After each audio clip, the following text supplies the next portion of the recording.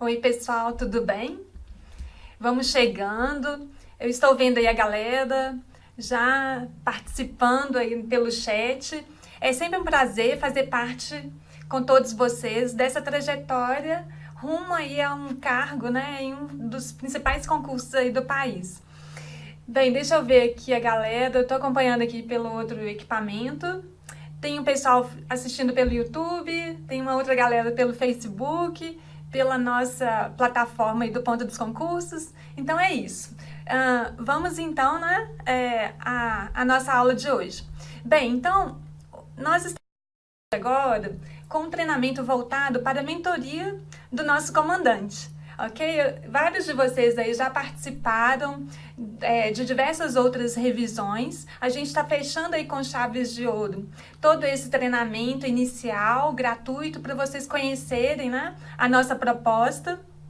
E hoje, então, a gente segue com a nossa revisão de informática. Eu vou disponibilizar aqui a minha tela para vocês. E a gente já vai continuar.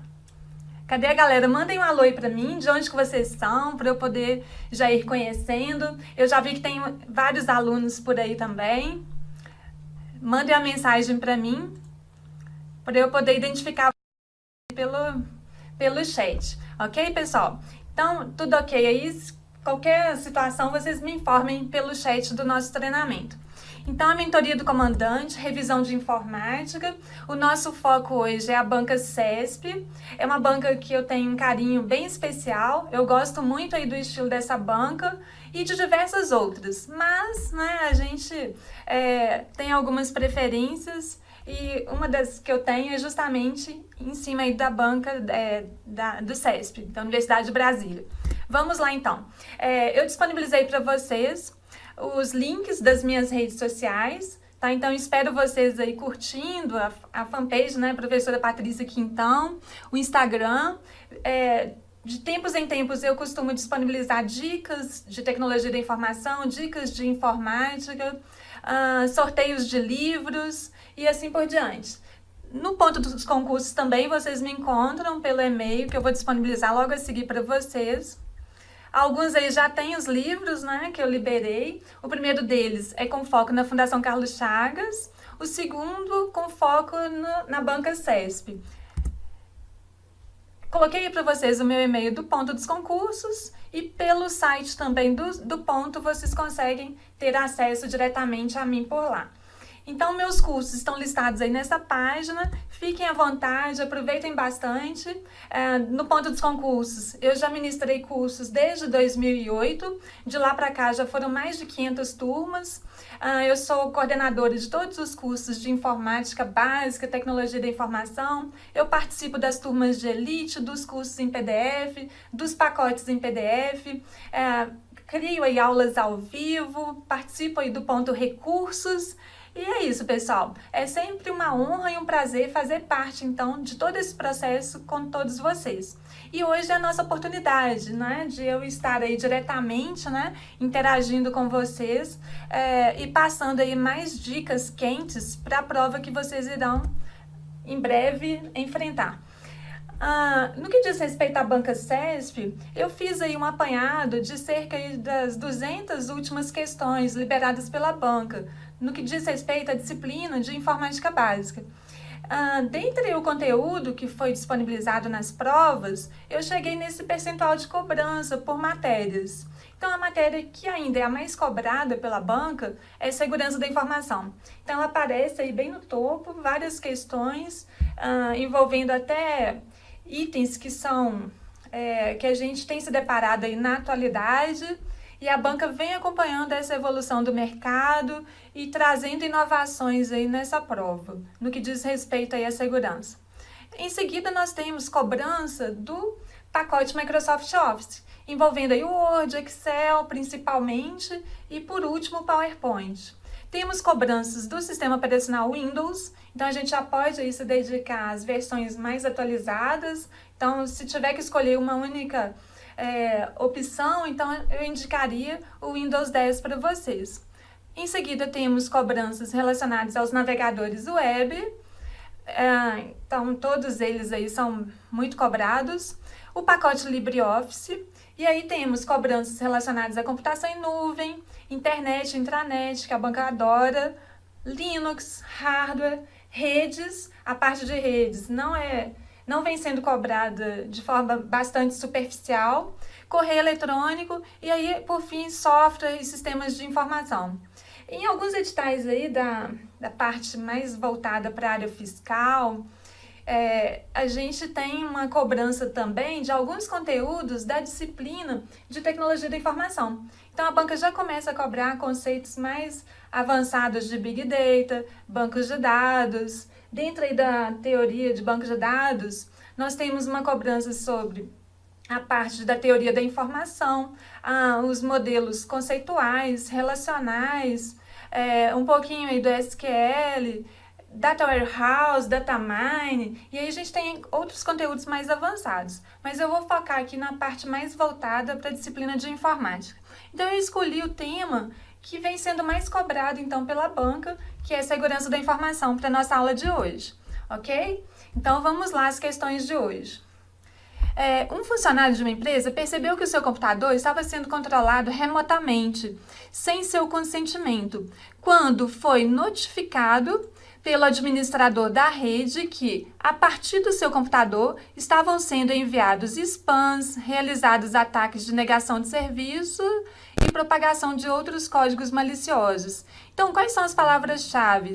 Eu marquei aqui as ações que estavam sendo realizadas a partir desse equipamento e a questão que a banca mencionou que o equipamento estava sendo controlado remotamente. Então, quando a gente fala de controle remoto, um equipamento está sendo controlado à distância por alguém sem o seu consentimento, a gente já consegue identificar a ameaça. Então, nós temos aqui o bot, que seria o elemento aí mencionado pela banca. Mas eu irei, então, destacar as principais características aí das ameaças que são reportadas nessa questão.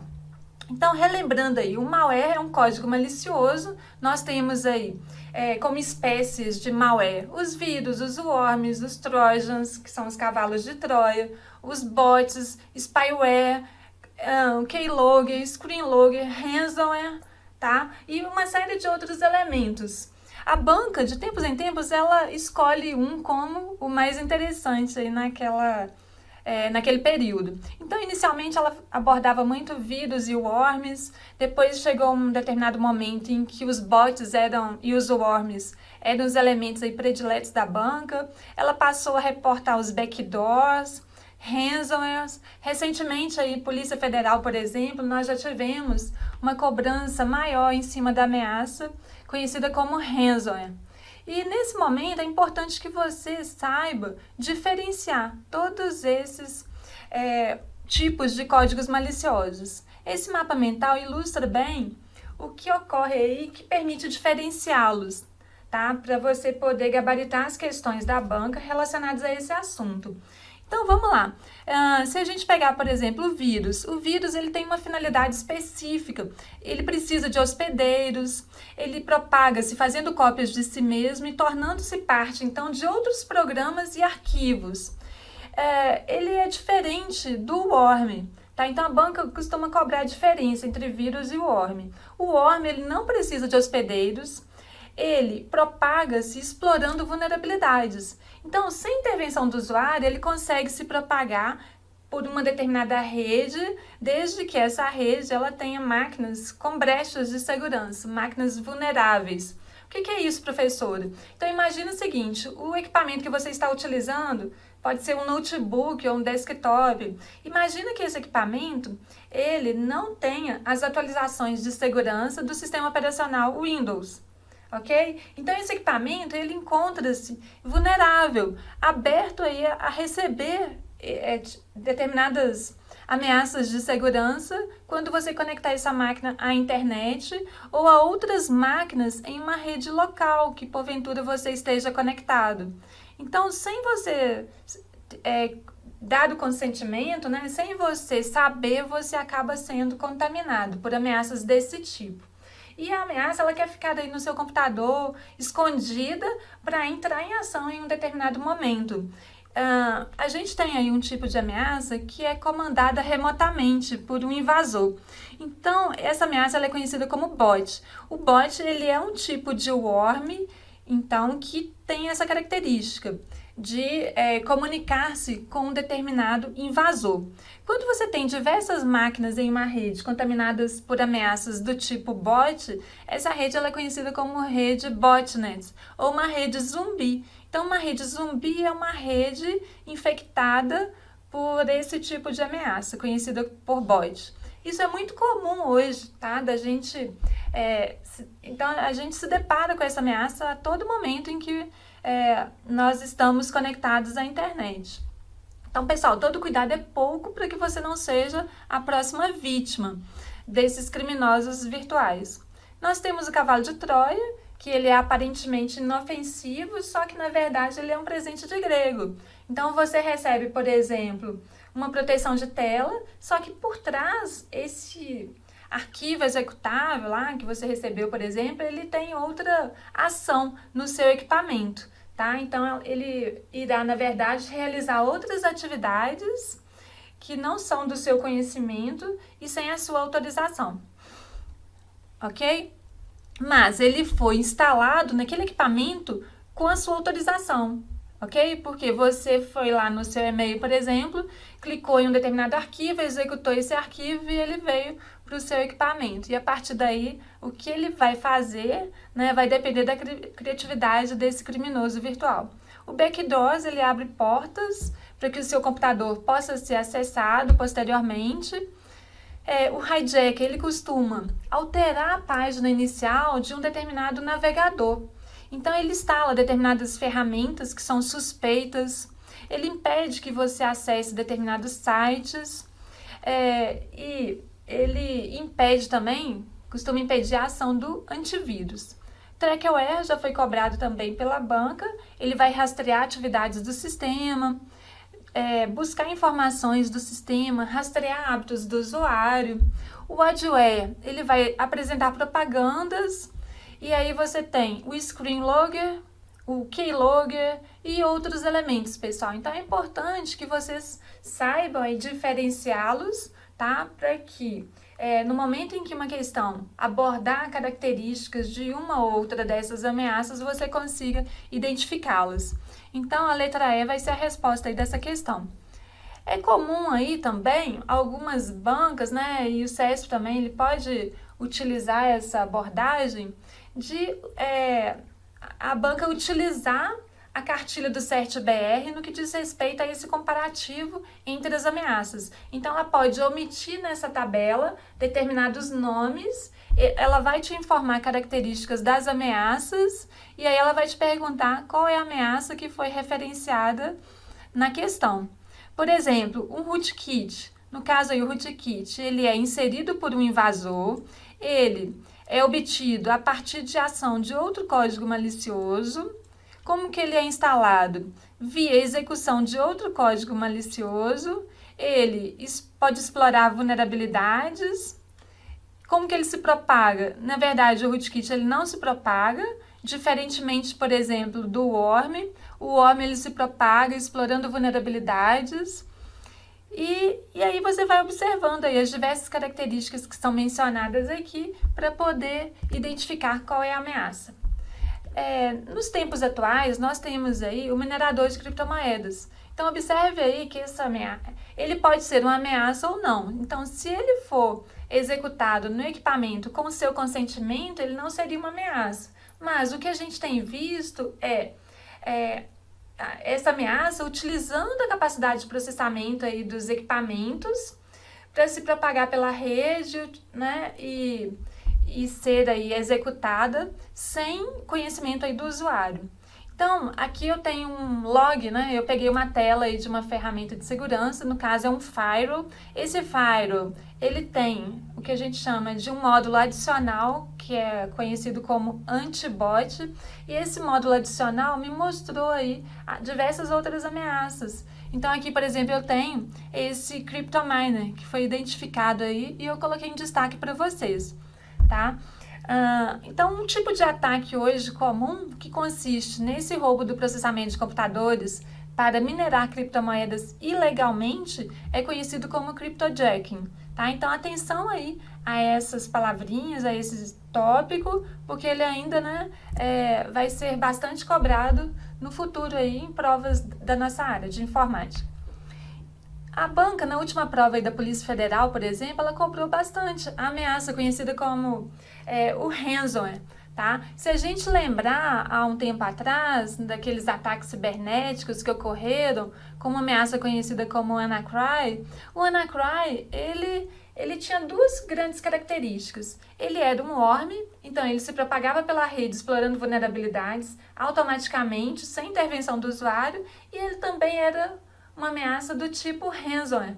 Então, no caso, ele poderia criptografar todo o disco rígido do computador do usuário ou parte aí do disco rígido do computador, e ele exige pagamento de resgate para poder restabelecer o acesso aos dados. Só que o pagamento do resgate nem sempre é garantia de recuperação dos dados. Então não caia aí nesse tipo aí de ameaça, né, fazendo aí o pagamento desse resgate. Então você tem aí diversas medidas para você se proteger contra esse tipo de ameaça. Aqui eu coloquei uma tela de uma máquina que foi comprometida pelo WannaCry. Então observe aí que na época daquele ataque cibernético, diversas organizações foram afetadas e essas organizações, elas tiveram aí inúmeras, às vezes centenas de máquinas com essa tela sendo disponibilizada ao usuário. Então o usuário ligava o seu computador e a partir daí ele só enxergava essa tela. Então a máquina já estava toda bloqueada e ele já não conseguiria acessar os seus dados a partir daquela estação, ok? Então é isso, o WannaCry ele é uma combinação de dois tipos aí de características de códigos maliciosos. Então ele é da combinação de um ransomware mais um worm. Então vamos fazer mais uma questão aí que foi cobrada pela banca recentemente. A Thaís está me perguntando aí pelo YouTube aonde que esse mapa ele pode ser encontrado. Eu vou disponibilizar essa apresentação para vocês, tá? E nas aulas aí do curso também a gente tem aí inúmeros mapas mentais para poder reforçar pontos de maior importância da nossa disciplina. Então é comum em todas as minhas aulas, além de liberar o referencial teórico, que é bem detalhado e muito ilustrado, eu costumo colocar mapas mentais, diagramas, esquemas, né, e mais dicas aí para vocês poderem ter atenção a determinados pontos da matéria, além de uma infinidade aí de exercícios que eu disponibilizo para vocês. Vamos lá, questão aí recente. Julgue o item subsequente relativo a software para o ambiente de microinformática e a proteção e segurança da informação. Fazer backup regularmente é uma conduta que permite minimizar os danos decorrentes de um ataque do tipo ransomware locker. Aqui ele está considerando o tipo da ameaça aí como ataque, que impede o acesso ao equipamento infectado, visto que o pagamento do resgate não garante o acesso aos dados. Esse tipo de ação aí, ela pode ser considerada pela banca.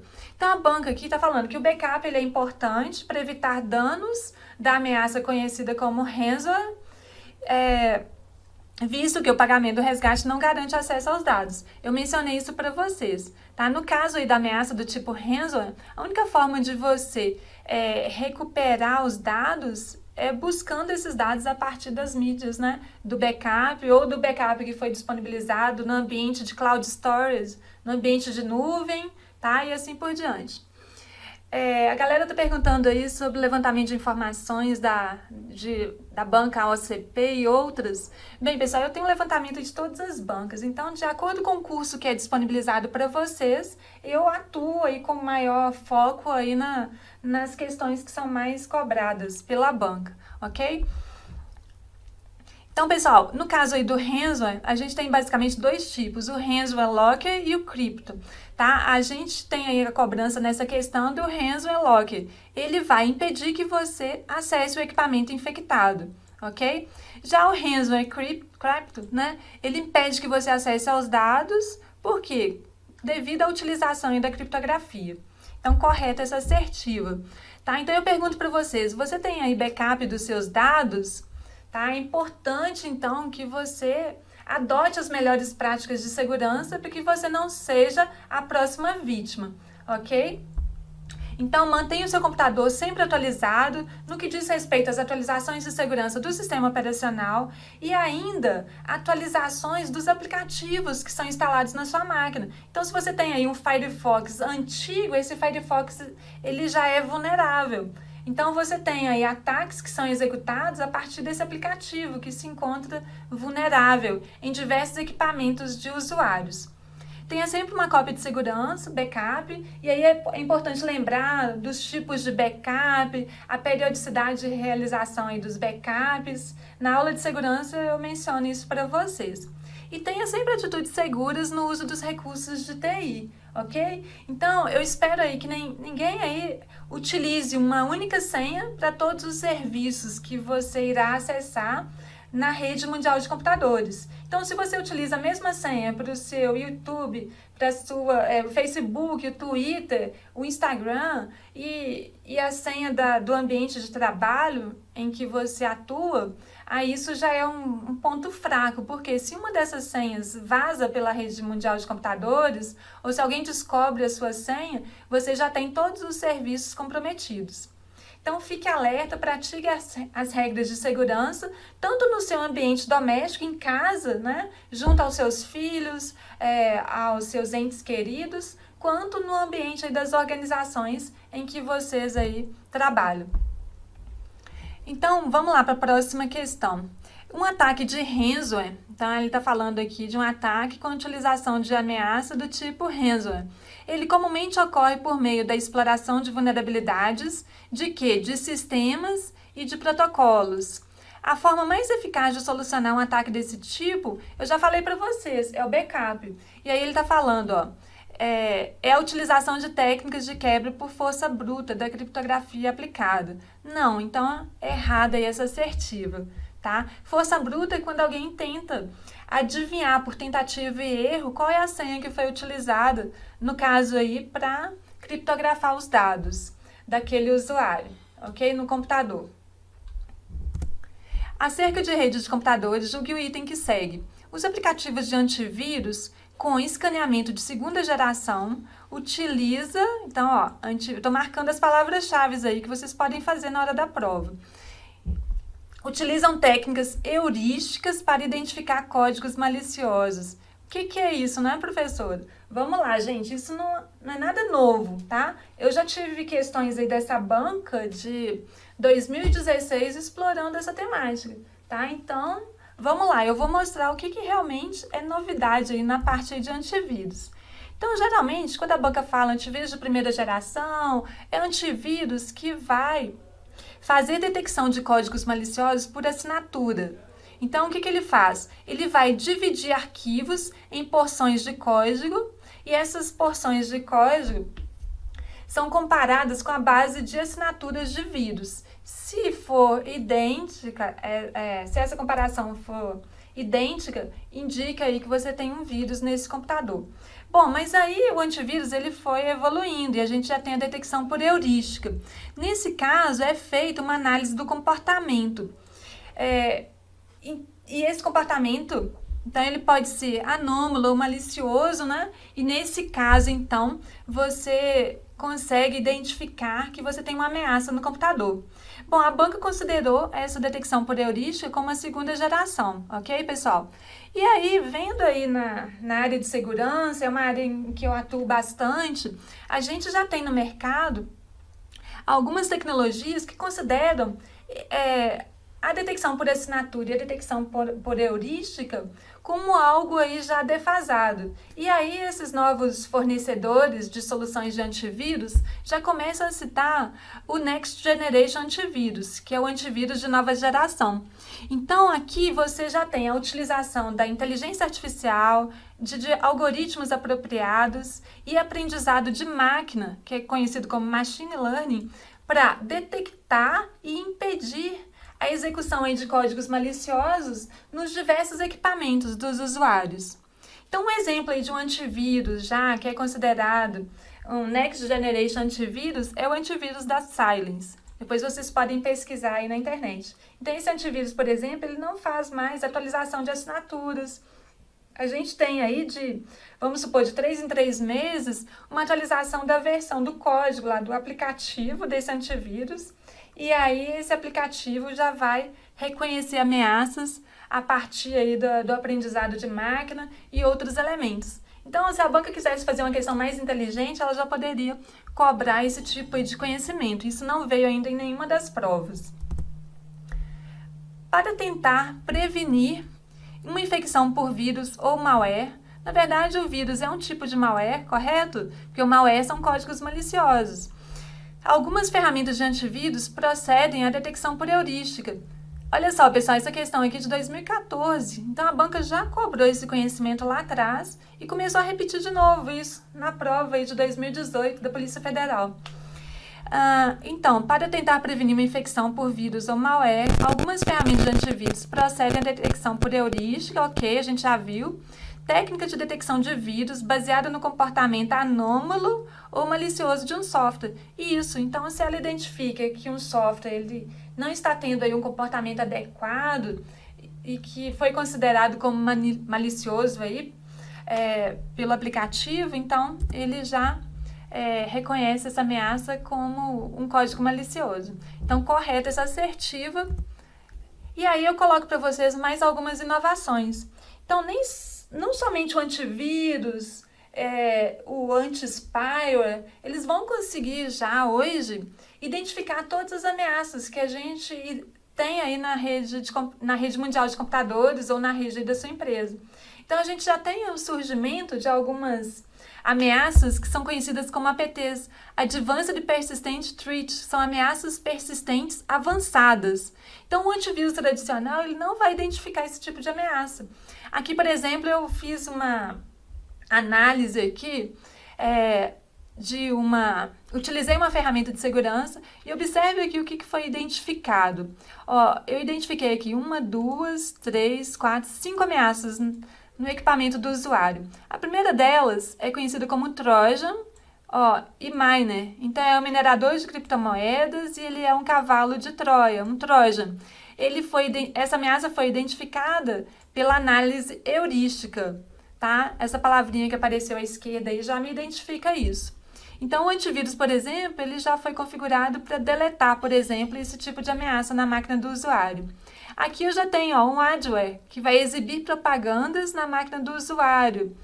Eu já tenho aqui um outro adware aqui também, e aqui eu tenho um Trojan genérico que foi obtido por análise heurística. Então, olha que interessante isso. Por que esse conhecimento é importante? Não só para a prova, como para a vida, quando você aí acessa a internet. Você precisa se prevenir para não receber ameaças desse tipo no seu equipamento. Então, eu rodei aí nessa máquina uma ferramenta gratuita que vocês podem baixar pela internet, Kaspersky Virus Removal Tool. Essa ferramenta é muito interessante. Se você quiser, você pode baixá-la e analisar a sua máquina para ver se você já tem aí elementos aí desse tipo. E a gente já tem outros tipos de ferramentas de segurança, como antibots, anti-APTs. Então, ferramentas que irão identificar ameaças avançadas, ferramentas que irão identificar bots, tá? E outros códigos maliciosos. Então, observem aí o surgimento dessas novas ferramentas de proteção que irão auxiliar as organizações e a nós usuários, né, na utilização aí dos ativos de segurança. Então, quando eu falo em ativo de segurança, eu me refiro a tudo que merece ser protegido e tem valor para a organização e para você, tá? O seu equipamento ele tem valor para você, você guarda nele todos os seus dados que são aí importantes para o seu estudo, ou para o seu negócio, ou para as suas finanças, e você não quer que essa informação caia em mãos erradas, né? Comprometendo aí a integridade, a disponibilidade e a confidencialidade desses dados. Continuando então, uma outra questão aí que caiu recente na prova da Polícia Federal. A galera aí do YouTube, vocês podem mandar aí no chat que eu estou acompanhando vocês aí, ok? Ok, eu tô vendo a Luciana, a Nívia, a Thaís, o Ícaro, o Jonatas. Muito bem, pessoal. Podem participar aí, que de vez em quando eu dou uma olhadinha aí para ver o que vocês estão considerando. Próxima questão. A infecção de um sistema por códigos maliciosos, por malware, correto? Pode ocorrer por meio da execução de arquivos infectados, obtidos de anexos de mensagens eletrônicas, de mídias removíveis, de páginas web comprometidas, de redes sociais ou diretamente de outros equipamentos. Olha só que questão legal. Essa questão aí, ela explorou um tópico de uma seção lá da cartilha do CERT-BR, que é o Centro de Tratamento e Resposta a Incidentes do Governo Federal. Então, lá ela fala o seguinte: você tem várias formas de infectar um sistema por códigos maliciosos. E o último item cita justamente isso: pela execução de arquivos previamente infectados, que podem ser obtidos a partir do seu e-mail, a partir de pendrives, de outras mídias removíveis, a partir da página web. Então, na hora que você clica lá em determinado ambiente, esse link pode remeter você a um código malicioso. E se você não tem na sua organização, por exemplo, um filtro de URLs maliciosos, você já pode ter o comprometimento aí da sua estação de trabalho. Olha só, pessoal, na empresa, se você tem privilégios de administrador da máquina na sua estação de trabalho, na hora que você acessar um código malicioso na internet, esse código vai ser instalado no seu computador, né? E aí, se você está numa rede de computadores, você corre o risco aí de comprometer essa rede com esse código malicioso. Porque imagina, por exemplo, que esse código ele é um worm. Então, o worm ele vai se propagar pela rede via broadcast. O que é isso? Ele vai tentar se autocopiar para todas as máquinas da rede que ele encontra com vulnerabilidades, e aí isso pode ocasionar lentidão nessa rede, a movimentação de arquivos pela rede e assim por diante, tá? Então, existem aí outras formas de você, então, infectar um equipamento por meio da exploração de vulnerabilidades existentes nos programas que foram instalados na sua máquina. Então, você tem, por exemplo, um código com brechas. Esse código pode ser utilizado para se rodar exploits e, a partir daí, né, o invasor ter acesso ao seu equipamento. E outros elementos, então, que eu destaquei para vocês. A próxima questão. Sobre um programa de código malicioso, malware, considere: é responsável por consumir muitos recursos devido à grande quantidade de cópias que ele costuma propagar. E, como consequência, pode afetar o desempenho de redes e a utilização de computadores. Aqui eu já sei mais ou menos qual que vai ser a resposta. Eu já elimino aqui vários elementos e eu já consigo chegar na resposta diretamente, mas vamos continuar. Capaz de se propagar automaticamente pelas redes, enviando cópias de si mesmo de computador para computador. Diferente do vírus, não se propaga por meio da inclusão de cópias de si mesmo em outros programas, mas pela execução direta de suas cópias ou pela exploração automática de vulnerabilidades. Tá vendo, pessoal? Essa questão é muito legal, é bem no estilo aí da banca e, né, envolve aí, geralmente, o conceito aí de worm. Mas e os outros conceitos que foram destacados, então, nessa questão? A gente tem, então, aqui a diferença entre o vírus e o worm, que eu já destaquei lá naquele mapa mental anterior. E aí, então, é importante só relembrar que o worm, a propagação dele mais comum é via rede, né? Ele faz uma cópia funcional de si mesmo e infecta equipamentos sem intervenção humana e sem necessidade de um programa hospedeiro, diferentemente lá do vírus, ok?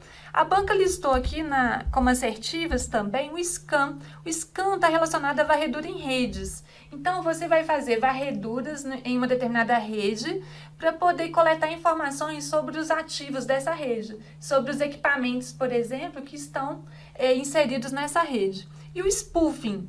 Então, no caso aí do spoofing, você tem um computador que envia comandos a outros se passando por um terceiro, tá? Então, a gente viu aí que a resposta vai ser a letra D.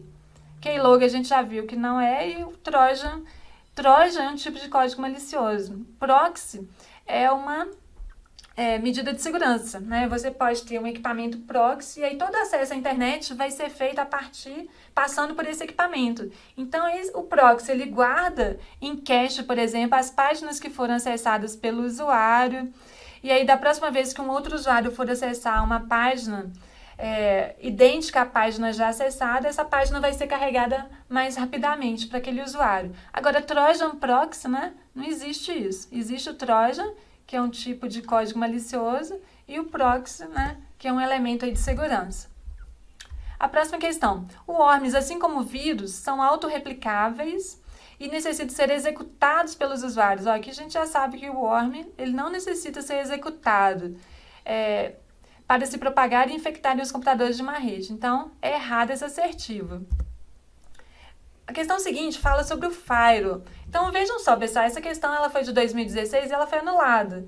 E a banca agora colocou uma outra questão em 2018 na prova do Polícia Federal, bem parecida, e essa questão foi alvo de inúmeros recursos e eu acho que ela não deve ser anulada, apesar de eu considerar que ela deveria ter ser anulada.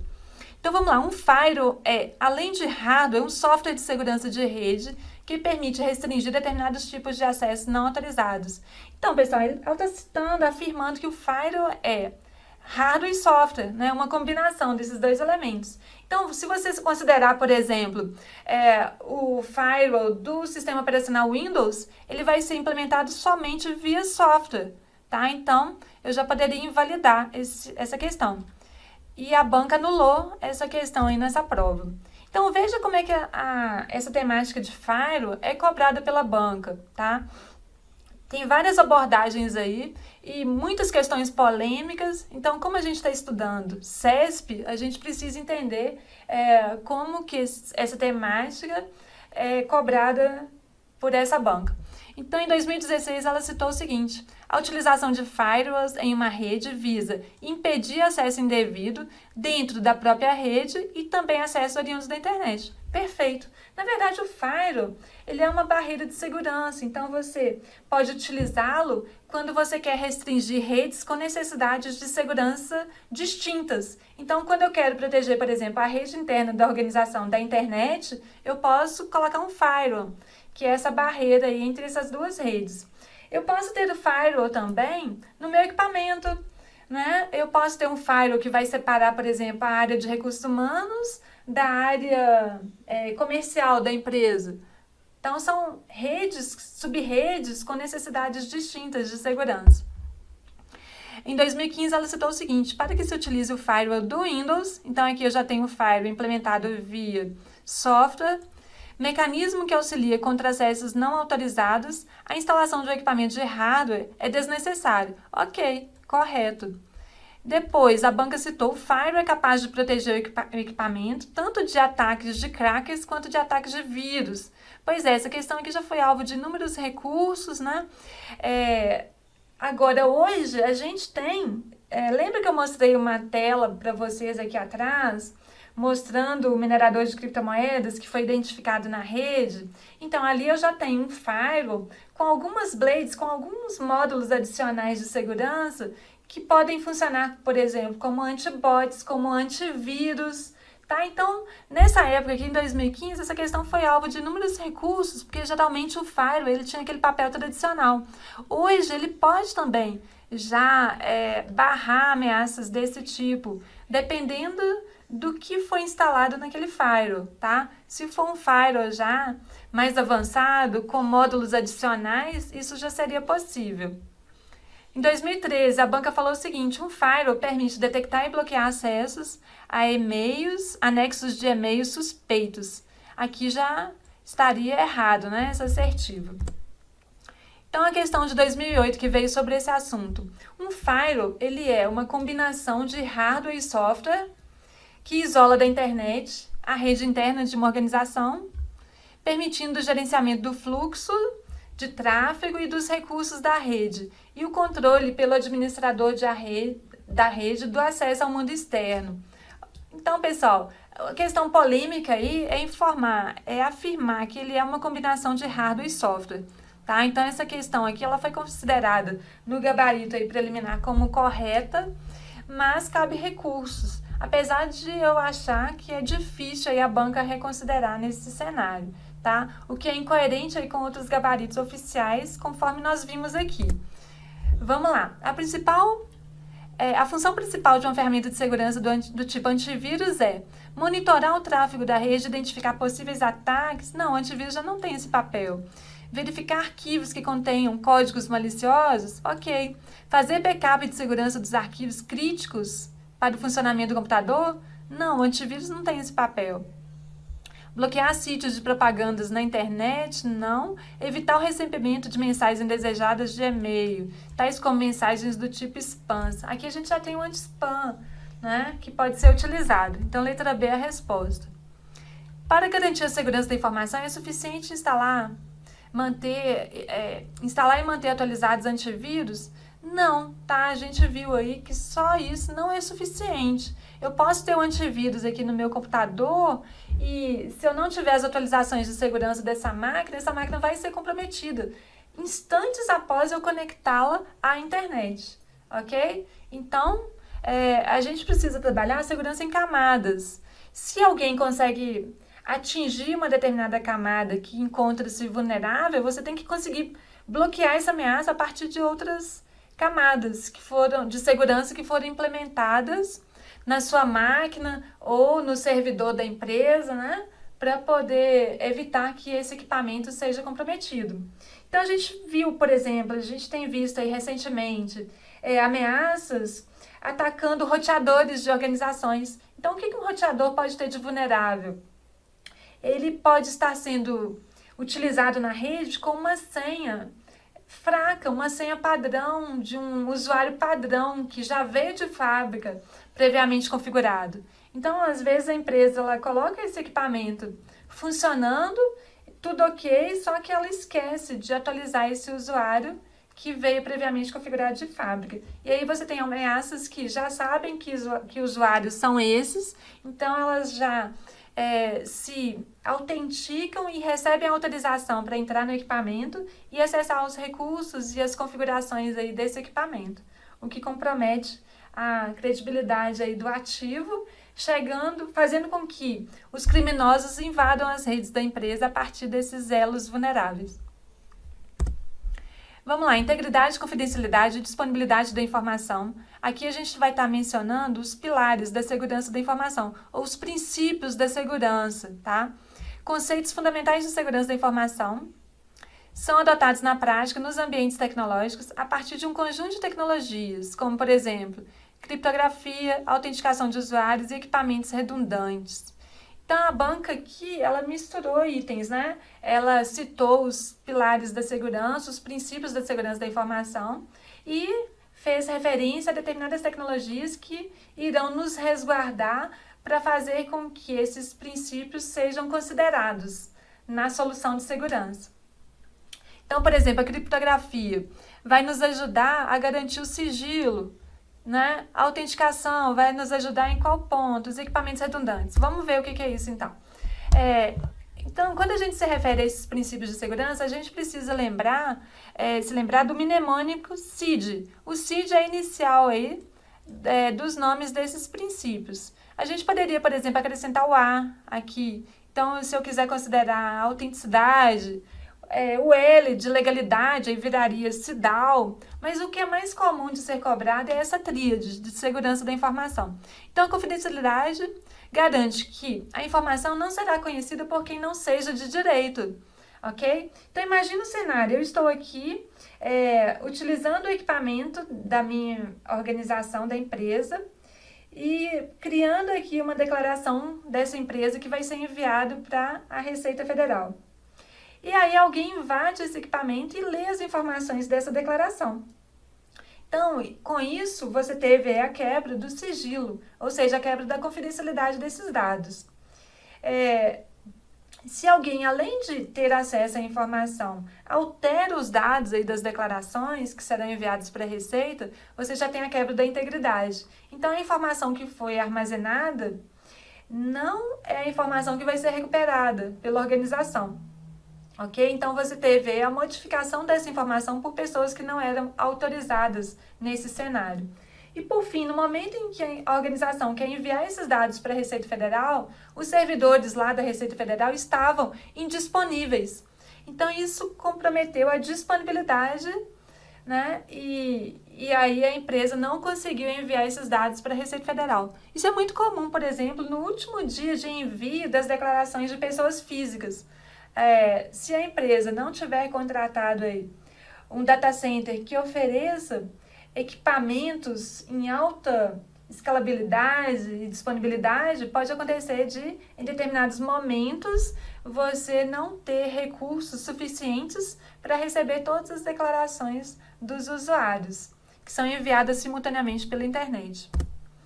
E aí, por exemplo, para eu garantir a confidencialidade, eu posso utilizar diversos mecanismos de segurança, como, por exemplo, a criptografia. Eu posso classificar a informação, né, e estabelecer controles mais rígidos para aquelas informações que são sensíveis, controles mais flexíveis para a informação que é pública. Então, se eu tenho uma pasta pública no servidor de arquivos da empresa, todos os arquivos que são colocados nessa pasta pública, ou temp, né, tem empresas que chamam de temp essa pasta, essas informações elas podem ser deletadas, podem ser copiadas por quaisquer pessoas que tenham acesso àquela pasta. Então, você não vai colocar nada confidencial nessa pasta, né? Agora, se você está armazenando no servidor de arquivos uma informação departamental que é pertinente somente aos usuários do departamento em que você trabalha, aí você vai ter que liberar acesso a essa pasta para aqueles usuários que foram autenticados e reconhecidos como usuários do setor em que você trabalha. Então, você vai ter que implementar a autenticação de usuários. Após ter acontecido a autenticação, eles passarão por um processo de autorização e, com a autorização, eles terão acesso aos recursos adequados, de acordo com os controles de acesso que foram implementados naquele servidor de arquivos para aquela pasta. E para eu garantir o aspecto da disponibilidade. Então, por exemplo, imagine que o meu notebook aqui tenha dado um problema no momento aí de eu iniciar uma aula ao vivo. Então, eu tenho aí um mecanismo de backup que é rodar a aula ao vivo a partir de um desktop que eu tenho aqui, do meu Mac, por exemplo, que eu tenho aqui de redundância, de contingência. Então, se o meu notebook der problema, eu utilizo o meu Mac para fazer essa aula ao vivo. Então, isso é o meu plano de contingência. Agora, na empresa, se o roteador, por exemplo, que é um equipamento crítico na rede da sua organização, se ele para, você pode ter aí outro equipamento desse tipo, trabalhando, né, em conjunto com esse equipamento, ou se você não tem isso, você pode utilizar um equipamento de spare. Equipamento de spare seria um equipamento redundante, que esteja lá no fabricante ou na própria empresa, pronto para entrar em ação no momento em que aquele outro ativo ficou indisponível. Tá? Então, na área de TI, a gente considera muito esses equipamentos redundantes como equipamentos spare, né? Que nos remete a esse tipo de contexto.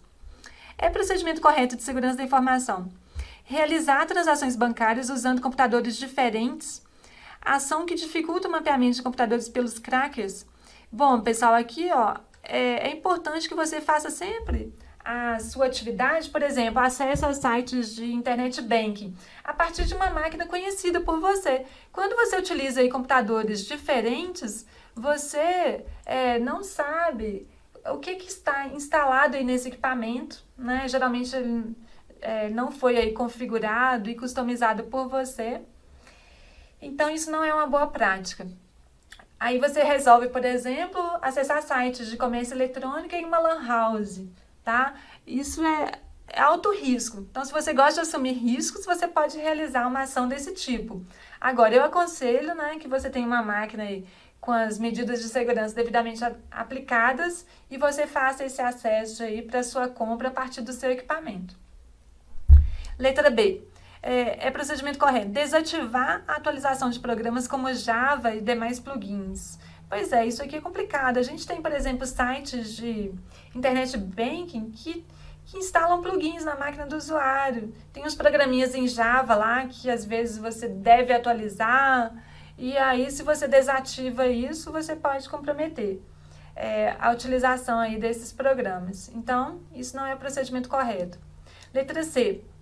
Bloquear por meio de mecanismos de controle no computador o acesso a notícias relacionadas à segurança da internet. Esse bloquear não, pessoal. É importante que você tenha acesso a essas notícias. Por quê? Para verificar se alguma vulnerabilidade que foi anunciada na internet é pertinente ao seu contexto, em que você encontra-se localizado, né? E depois, letra D, usar soluções de segurança como antivírus e firewalls. Isso aqui é legal, tá? É a resposta. Não acessar sítios cujos endereços iniciam com HTTPS. Então, aqui são sítios de HTTP seguro, né? Utilizados aí em sites de comércio eletrônico, internet bank. Então, é errado aí não acessar sítios desse tipo. É importante que você acesse e dê preferência, né? A esse tipo de acesso. Questão seguinte, na segurança da informação, controles físicos são soluções implementadas nos sistemas operacionais, em uso nos computadores, para garantir, além da disponibilidade das informações, a integridade e a confidencialidade. Então, aqui, pessoal, eu tenho dispositivos lógicos, tá? Porque quando você se refere a sistemas operacionais, isso é um software e não um hardware. Né? Então, sistemas operacionais, nesse tipo aí de elemento, nós temos a implementação de controles lógicos, ok? Então, cuidado aí com esse tipo de elemento, de informação. Em segurança da informação, denominam-se engenharia social, olha que termo legal, as práticas utilizadas para obter acesso a informações importantes ou sigilosas. Bom, primeira coisa, engenharia social. Então, imagine o seguinte, eu ligo para você, passando aí por um funcionário do provedor de internet que te oferece os serviços de internet. E aí eu vou informar que o provedor está passando aí por uma manutenção e que eu preciso fazer um teste no seu acesso. Então, eu vou te solicitar o seu login e a sua senha de acesso à internet. E aí você vai e informa esses dados que são sensíveis para o seu usuário, a esse criminoso.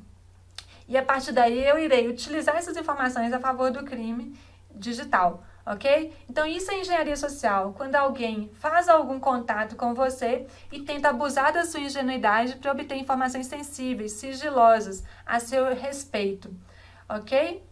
Mediante ações para ludibriar ou explorar a confiança das pessoas, ok, pessoal? Então é importante aí, tá? Que você tenha atenção a esse tipo aí de golpe para que você não seja a próxima vítima. Eu vou falar aqui de uma novidade que vem acontecendo aí daqui a pouquinho para vocês, que é um golpe bem recente e eu acho que a grande maioria ainda desconhece esse tipo de golpe. Mas vamos lá, antes disso eu vou falar mais uma questão aqui. Essa questão é o seguinte, Marta utiliza uma estação de trabalho que executa o sistema operacional Windows 10. Então, ela está utilizando uma estação com Windows 10 e está conectada à rede local da empresa em que ela trabalha. Ela acessa usualmente os sítios da intranet da empresa e também sítios da internet pública. Após navegar por vários sítios, Marta verificou o histórico de navegação e identificou que um dos sítios acessados com sucesso por meio do protocolo HTTP tinha o endereço 172.20.1. Observe aqui, pessoal, essa questão aqui, ela utiliza conceitos de diversos capítulos da nossa disciplina. Então, aqui a gente precisa conhecer sobre protocolo, né, um conjunto de regras que permitem a comunicação entre equipamentos numa rede, por exemplo, e aí qual que é o papel do HTTP dentro dos protocolos, né? Então, quando ela acessa uma página da internet, ela pode utilizar esse protocolo.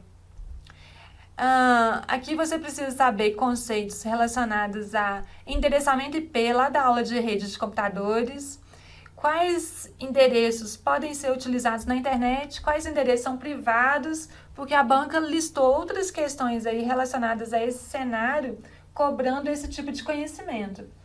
E aí vamos ver o que ela cobrou aí nessa assertiva. Tendo como referência a situação hipotética, julgue o item a seguir.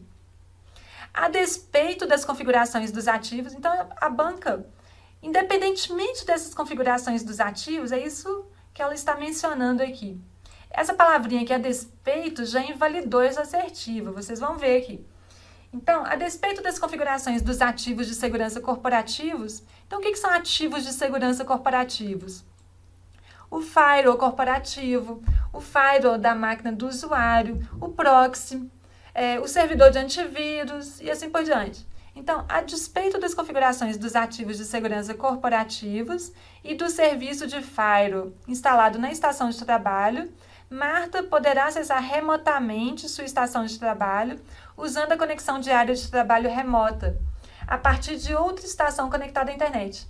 Então, olha só, utilizando-se de outra estação conectada à internet, por exemplo, na casa dela, a Marta quer acessar remotamente a sua estação de trabalho na rede da empresa em que ela trabalha, em que ela atua, ok? Remotamente seria a distância.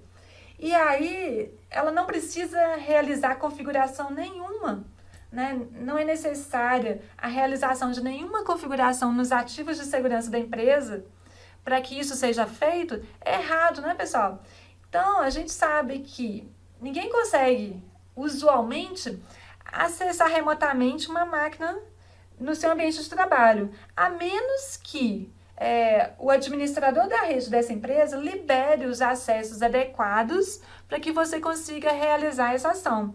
Então, por exemplo, eu tinha lá, eu poderia criar uma VPN no firewall corporativo e liberar acesso para a Marta acessar a rede da empresa a partir dessa VPN, ok? E para isso eu precisaria liberar regras no firewall corporativo e como a Marta deseja acessar a sua estação de trabalho internamente na empresa, eu precisaria também checar as regras de segurança do firewall que encontra-se na estação de trabalho da Marta, tá? Então, errada essa assertiva. Eu coloquei até aqui para vocês a tela da conexão de área de trabalho remota, que eu tirei aqui do meu computador. Então, ali eu poderia informar qual é o nome da máquina que seria acessada por mim remotamente, ok? E aqui eu tenho a central de segurança mostrando determinadas informações do Windows 10 que poderiam ser configuradas na máquina aí dessa usuária. Ok, pessoal? Então, o uso aí do texto, a despeito de que indica independentemente, tornou essa assertiva inadequada. Porque a gente precisa, sim, configurar ativos de segurança no âmbito corporativo para que esse acesso aí seja liberado. Continuando aí, sobre o golpe praticado na internet, conhecido como phishing, assinale a alternativa correta. Phishing já foi muito cobrado pela banca. Agora a cartilha aí do CERT-BR lista diversos tipos de ataques. E a banca às vezes cita um ataque com o nome de phishing, quando na verdade ele não é phishing. Então vamos lá.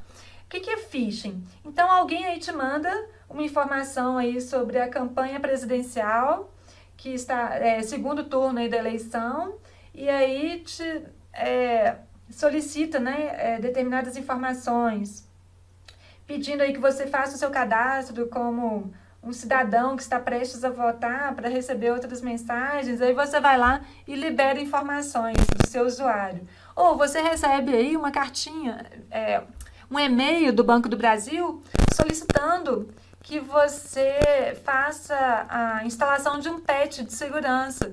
Então, saiba que o Banco do Brasil não vai te enviar mensagens desse tipo, tá? Então, o objetivo aí é te enviar uma isca, fazendo com que você caia no conto do vigário que lhe foi informado nessa isca e forneça informações relacionadas, né, à sua pessoa para o criminoso virtual. Então, você tem aí nesse tipo de golpe, do phishing, a utilização combinada de meios técnicos. Então, foi utilizado e-mail e engenharia social. Então, alguém te contou alguma história fazendo com que você acredite nessa questão. Então, sobre o golpe praticado e conhecido como phishing, vamos ver então qual opção nos remeterá a esse tipo de golpe. A letra A diz o seguinte: é um tipo de fraude na qual um golpista procura induzir uma pessoa a fornecer informações confidenciais. Até aqui até parecia que a banca já estava indicando a resposta dessa questão. Só que ela continua. Ou a realizar um pagamento adiantado com a promessa de futuramente receber algum tipo de benefício. Aqui a gente já tem um golpe mais específico, que é a fraude de antecipação de recursos, ok? Letra B, é o ato pelo qual uma pessoa tenta se passar por outra, atribuindo-se uma falsa identidade, com o objetivo de obter vantagens indevidas. Aqui a gente já tem o furto de identidades, isso não é phishing. Letra C, é uma mensagem que possui conteúdo alarmante ou falso, e que geralmente tem como remetente ou aponta como autor a alguma instituição, empresa importante ou órgão governamental. Aqui, pessoal, a gente já tem o famoso hoax, que são os boatos. Então, eu já vi um boato bem interessante uma vez. A empresa recebeu um boato que falava o seguinte: observe aí a pasta C:/Windows e se lá tiver um arquivo com o ícone de um ursinho, delete esse arquivo imediatamente, pois trata-se de um vírus. Aí, em uma determinada empresa que eu tomei conhecimento, as pessoas foram lá e deletaram esse arquivo, só que esse arquivo, ele era um arquivo que fazia parte lá do sistema operacional daquela máquina. E aí, no momento em que eles deletaram o arquivo, ao reiniciar o computador, a máquina foi comprometida, tá? Então, o objetivo aí de quem espalha boatos desse tipo é fazer com que a mensagem seja enviada ao maior número de pessoas, de forma que essas pessoas acreditem nesse tipo de mensagem. São os fake news que a gente vem recebendo aí nos últimos dias, né? Nos últimos tempos aí, fazendo alusão aí aos candidatos da eleição, por exemplo. Hoax é um tipo específico de phishing? Não, a gente já viu o que significa o hoax, tá? Um tipo específico de phishing que envolve a redireção do navegador do usuário para sites falsos por meio da alteração do DNS é conhecido como farming, tá? Então, a banca também gosta muito aí desse tipo de golpe. E a letra E é um tipo de fraude por meio da qual um golpista tenta obter dados pessoais e financeiros por meio da utilização combinada de meios técnicos e engenharia social. Perfeito, é a resposta da questão. E aí, pessoal, um novo golpe aí que eu prometi falar para vocês. Marquem aí no chat quem já conhece esse tipo de golpe, chamado de sextorção. Né? O que é isso, professora? Né? Então, imagina o seguinte, você tem aqui uma extorsão envolvendo o ambiente, né? Um cenário aí de pornografia, de ambientes, né? Que não são... Que possuem elementos pornográficos. Então, vamos lá. Esse tipo de golpe, ele vai usar sites pornô e senhas hackeadas para poder chantagear usuários. Eu tive um cenário desse tipo. Eu vi lá um usuário bem preocupado, ele já estava até tendo o seu desempenho comprometido na organização, e aí, de repente, ele me mandou uma mensagem que ele recebeu que era justamente a aplicação desse golpe. Quando eu vi essa mensagem, eu falei, isso é um golpe, né? Isso não é verídico. E aí, por que ele ficou preocupado? Porque o criminoso, ele enviou na mensagem, que era mentirosa, uma senha desse usuário que foi hackeada. Tá? Então, ele utilizava a mesma senha da empresa lá nas redes sociais. Então, aí a gente já tem um problema que ele estava usando a mesma senha para todos os serviços. E aí, aconteceu um vazamento lá de senhas do Facebook, por exemplo, a senha dele foi comprometida e aí o hacker criou uma mensagem falando que esse usuário, ele tinha acessado sites pornôs e o criminoso tinha um vídeo desse acesso que foi feito pelo usuário. E aí ele comprovou isso enviando essa senha que foi hackeada, ok? Então, o usuário ficou preocupado, porque ele viu a senha dele realmente ali naquela mensagem e falou, isso, né, apesar de eu não ter feito esse acesso, eu tenho a minha senha nesse e-mail. Então, isso deixou ele bem preocupado. Então, a vítima exigia o pagamento de bitcoins para poder evitar que esse vídeo do usuário acessando o site pornô fosse divulgado. E o criminoso falava que iria divulgar esse suposto vídeo nas redes sociais do meu usuário, dentro aí de 24 horas, se ele não realizasse o pagamento. Eu vi na internet diversos golpes desse tipo em que as pessoas realmente depositaram os valores e, na verdade, isso aí é mentira, tá, pessoal? Isso não é verdade. Então, por exemplo, se você utiliza a mesma senha para todos os serviços que você acessa, entre aí nesse site que eu coloquei para vocês como dica. Isso aí não cai em prova, mas é legal aí para nossa vida dentro aí do nosso ambiente em que a gente está inserido. Então verifique aí, coloque o seu e-mail que você utiliza e aí olhe o log que vai ser liberado. Se a sua senha foi comprometida em algum momento aí da utilização dessa senha, aí você vai ver aí em quais redes sociais ou em quais ambientes aconteceu esse comprometimento. E aí você deve trocar imediatamente a sua senha, tá? Para evitar que você receba uma mensagem desse tipo de golpe aí que eu listei para vocês, ok? E outra questão também são as selfies que são tiradas aí por vários usuários, né? Com nudes, já dobrou aí nos últimos anos o comprometimento aí o acesso aí a equipamento, a dispositivos móveis com esse tipo de informação. E aí é feito o compartilhamento dessas fotos íntimas, né, em sites de pornografia e em outros ambientes. Então isso aí é um outro tipo de golpe que a gente tem. Bem, pessoal, mandem para mim um alô se vocês gostaram. A gente está finalizando aí a nossa aula. Então é importante que você tenha bem claro aí na sua mente qual é o objetivo, o que você deseja com todos esses desafios que lhe serão impostos, né, e que você vai abraçar com toda garra, com toda persistência, com toda força de vontade. Quanto mais você sonha, mais longe você chega, tá? Então não limite os seus sonhos. Observe aí, né, qual é o seu objetivo e utilize o seu pensamento aí para criar a sua vida futura. Aquilo em que você mais pensa ou se concentra se manifestará como a sua vida. É isso, pessoal. A gente fecha então aqui. O que vai te levar ao sucesso é a paixão pelo seu trabalho, a sua dedicação, foco, persistência, esforço. Eu tenho certeza que ao final você irá conseguir concretizar os seus objetivos. É isso. Aqui hoje nós tivemos aí uma visão geral, né, de como se dará esse curso e, né, como que as revisões de segurança irão acontecer. No caso aí, a gente tem, então, esse tipo de revisão para todo o conteúdo que será disponibilizado a vocês aí no curso, ok? Tudo bem? Deixa eu ver aqui as mensagens. Cadê a galera aí? É isso, pessoal. Então, um grande abraço para vocês e até a nossa próxima aula.